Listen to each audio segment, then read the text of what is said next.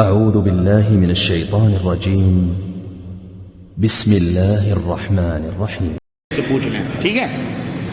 ایک بھائی نے پوچھا ہے شرک کا کیا مطلب ہے، قرآن و سنت سے واضح کیجئے۔ جزاک اللہ خیر، بہت پیارا سوال ہے یہ۔ شرک یہ عربی کا لفظ ہے جس کے معنی ہوتے ہیں حصہ کے۔ شرک کہتے ہیں کس کو؟ حصہ کو۔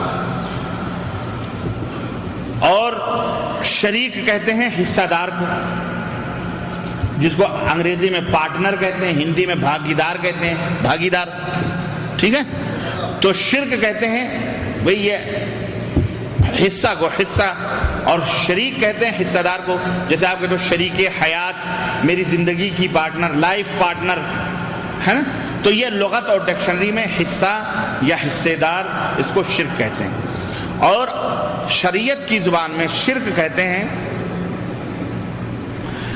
اللہ تبارک و تعالیٰ کی ذات اور اس کی صفات اور اس کی ربوبیت اور اس کی عبادت میں کسی کو بھی، کسی بھی مخلوق کو حصے دار سمجھنا، ساجھیدار سمجھنا، پارٹنر سمجھنا، یہ کیا ہے؟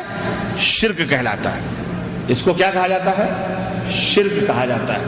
اور کرنے والے کو مشرک کہا جاتا ہے۔ شرک کرنے والا یعنی پارٹنر بنانے والا۔ مثال کے طور پر اللہ تبارک و تعالی ہمیشہ سے زندہ ہے اور ہمیشہ زندہ رہنے والا ہے، اسے کبھی موت نہیں آتی۔ اللہ نے فرمایا قرآن کریم میں، اللہ لا الہ الا هو الحی القیوم، وہ ہمیشہ سے زندہ ہے اور ہمیشہ سے زندہ رہے گا۔ وہ قیوم ہے، ساری کائنات کو قائم کرنے والا ہے، پکڑنے والا ہے، تھامنے والا ہے، یعنی اسی کے بس میں پوری کائنات ہے۔ وہ قیوم ہے، اسی کی کنٹرول میں پوری دنیا ہے، پوری کائنات ہے۔ تو اس کے کبھی نہ موت آ سکتی، اسے موت، وہ ہمیشہ سے زندہ، ہمیشہ سے۔ یہ اللہ کی صفت ہے، حی، اللہ کی کیا ہے؟ صفت ہے۔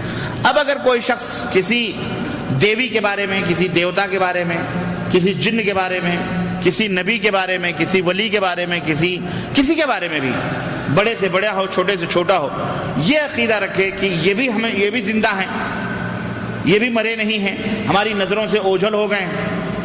جیسے ایک شاعر نے کہا ہے، تو زندہ ہے واللہ، تو زندہ ہے واللہ، نعوذ باللہ، کہتا ہے اے میرے رسول آپ زندہ ہیں، تو زندہ ہے واللہ، تو زندہ ہے واللہ، میرے چشم عالم سے کھو جانے والے، میرے چشم عالم سے کھو جانے والے، یعنی میری نگاہوں سے دور ہو جانے والے، کھو جانے والے، تو اپنی جگہ پہ زندہ ہے، نعوذ باللہ۔ یہ عقیدہ کہ نبی صلی اللہ علیہ وسلم قبر میں بھی زندہ ہیں، نبی صلی اللہ علیہ وسلم آج بھی زندہ ہیں، نبی صلی اللہ علیہ وسلم جہاں چاہتے ہیں پہنچ جاتے ہیں، مومنوں کے گھروں میں آتے ہیں، میلاد میں آتے ہیں، یہ اتنا بڑا کفر ہے کہ جس کفر سے بڑا کفر نہیں ہو سکتا۔ یہ ہے اللہ ہی زندہ ہے، اللہ کے سوا جس کو وفات ہو گئی وہ دوبارہ اس دنیا میں، ہاں، یہ صرف اللہ کی شان ہے کہ وہ ہمیشہ سے زندہ، ہمیشہ۔